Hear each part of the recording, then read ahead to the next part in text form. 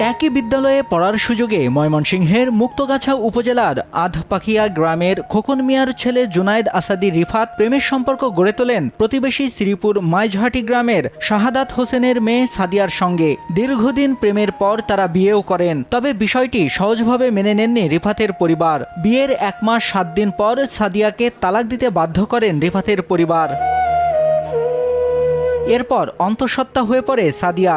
গেল 1 জুলাই সাদিয়ার কোল আলো করে জন্ম নেয় ফুটফুটে ছেলে শিশু আব্দুল্লাহ আল আয়াত। কিন্তু তার স্বীকৃতি দিতেও নারাজ রিফাতের পরিবার। এখন সন্তানের স্বীকৃতির জন্য বিভিন্ন মানুষের কাছে ছুটছেন সাদিয়া।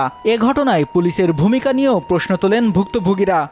বাড়ি থেকে বাইর করে দিয়েছে। তারপরে আমি আবারই 1 মাস 2 দিন পরে আমি আবারই তাদের রুমে গেছি।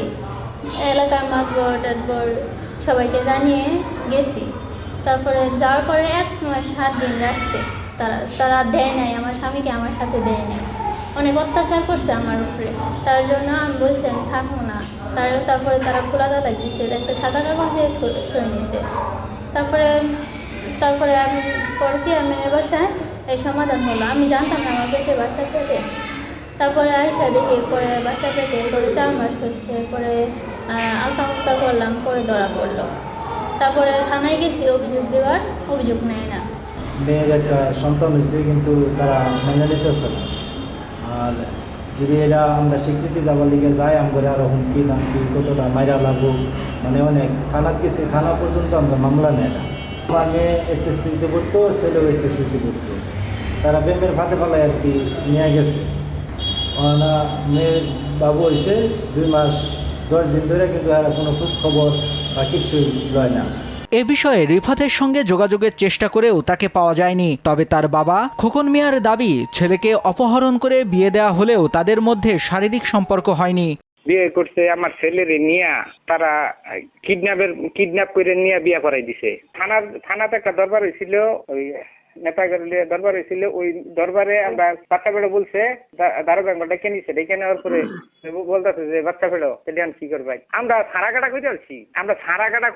পরে আমার যখন চলে গেছে গা, আমাদের চেয়ারম্যান নিজে থেকে এটা ছাড়া কাটা করে দিচ্ছে। 3-4 মাস পরে বলতেছে যে বাচ্চা পেড়ো। তাহলে 3-4 মাস পরে বাচ্চা পেড়ো আমার ছেলে সাপ না করতেছে না, আমি এর সাথে কোনো মিলামিশি করি নাই, অবেশি করি।